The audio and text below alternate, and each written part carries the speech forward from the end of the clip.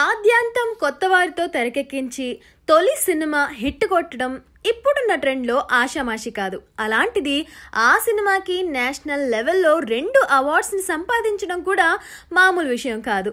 అంతకుముందు కేవలం short films, environment మాత్రమే తెలిసి ఎక్కడ అసిస్టెంట్ డైరెక్టర్గా కూడా పని చేయకుండా ఫస్ట్ మూవీతోనే అంత గుర్తింపు సాధించినప్పుడు కాన్ఫిడెన్స్ ఖచ్చితంగా పెరుగుతుంది. కొన్నిసార్లు అది ఎక్స్పెక్టేషన్స్ అలా గాడి తప్పేసి తప్పటడుగుల దశగా దారి చూపుతుంది. అలా అడుగు వేయకుండా సరైన అడుగు వేసినప్పుడు ఆ వ్యక్తిలో నిలకడ ఉన్నట్టు, పొగడ్తలకు పొంగిపోనట్టు. ఇప్పుడు మనం మాట్లాడుకుంటున్న ఆ వ్యక్తి పేరే తరుణ్ భాస్కర్ దాస్యం. ఆయన తీసిన ఫస్ట్ మూవీ పెళ్లి చూపులు. ఫ్రైడే రిలీజ్ అయిన రెండో సినిమా ఈ నగరానికి ఏమైంది. తొలి సినిమా ఇచ్చిన హిట్ కిక్తో రెండో సినిమాకు స్టార్ల వెనక పరుగులు తీయకుండా తన పద్ధతిలోనే సినిమా చేశారు తరుణ్ భాస్కర్ దాస్యం. మరి ఈ సినిమా ఆయన విశ్వాసాన్ని రెట్టింపు చేసిందా లేదా అనేది తెలియాలి అంటే ఈ రివ్యూ వినాల్సిందే.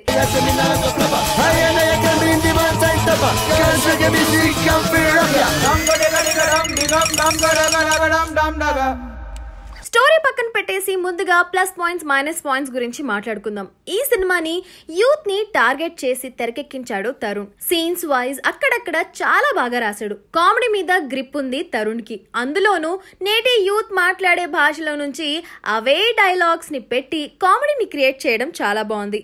వివేక్ సాగర్ సౌండింగ్ ని మెచ్చుకోవాలి. పాటలు పెద్దగా ఎక్కవు, విన్నా గుర్తుండే ట్యూన్స్ కానే కావు. కాకపోతే స్క్రీన్ మీద బోరింగ్ గా అనిపించలేదు. కెమెరా పనితనం సూపర్బ్ గా ఉంది. స్పీడ్ గా మూవ్ అవుతూ కొన్ని చోట్ల కలర్ఫుల్ గా ఉంది. సినిమా మూడ్స్ కి తగ్గట్టుగా ఎంచుకున్న కలర్స్ చాలా బాగున్నాయి. కాస్ట్యూమ్స్ ని మెచ్చుకోవాలి. ఎక్కడ ఓవర్ ఎమోట్ కాకుండా సహజంగా చాలా న్యాచురల్ గా తీసే ప్రయత్నం చేశాడు తరుణ్. ఇక మైనస్ పాయింట్స్, సినిమా స్టార్ట్ అయిన దగ్గర నుంచి ఫ్రెండ్స్ కలవాలి అంటే బారే, బీరు బాటిళ్లు చేతిలో ఉండాల్సిందే, పబ్బుల్లో కనిపించాల్సిందే. అలా కాకుండా స్నేహితులు హ్యాంగ్ అవుట్ అయ్యే కొన్ని ప్లేసెస్ ని చూపించుంటే బాగుండేది తరుణ్. ఎప్పుడు రియల్ ఇన్సిడెంట్సే వర్కౌట్ అవుతాయి అని అనుకోకూడదు. ఇందులో సిచ్యువేషనల్ కామెడీ పండింది. కానీ స్టోరీలో బలం లేకుండా ప్రతిసారి ఇలాంటి జిమ్మిక్కులు పనికిరావు. ఈ సినిమా పరంగా కథ చాలా పేలవంగా ఉంది. రొటీన్ మూవీ గోవర్స్ ని ఆకట్టుకునే ఫైట్స్, డాన్స్ వగైరాలు లేనేలేవు.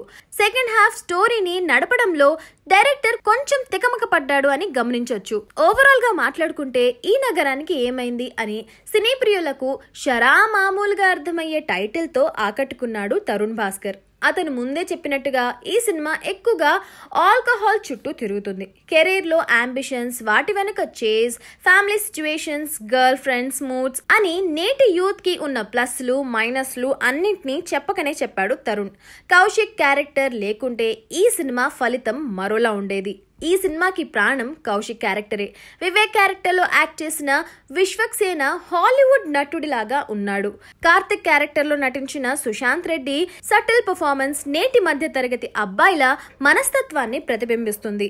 చెప్పేది మంచి అయినప్పుడు బారుల్లో బీరులతో కాకుండా ఇంకో నేపథ్యంతో చెప్పుంటే చాలా బాగుండేది.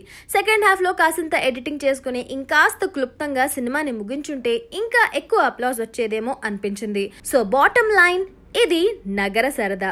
So we are going with 2.75 stars. మీరు ఈ సినిమా చూసినట్టయితే మీకు ఎంత బాగా నచ్చింది, మీరు ఎన్ని స్టార్స్ ఇస్తారు అనేది కింద కామెంట్ బాక్స్ లో పోస్ట్ చేసేయండి. Thank you so much for watching and don't forget to subscribe. Hi India Glitz viewers. For all the latest movie review, Interviews, latest updates, subscribe IG Telugu. Please subscribe to IG Telugu. Please follow IG Telugu. Please subscribe to IG Telugu.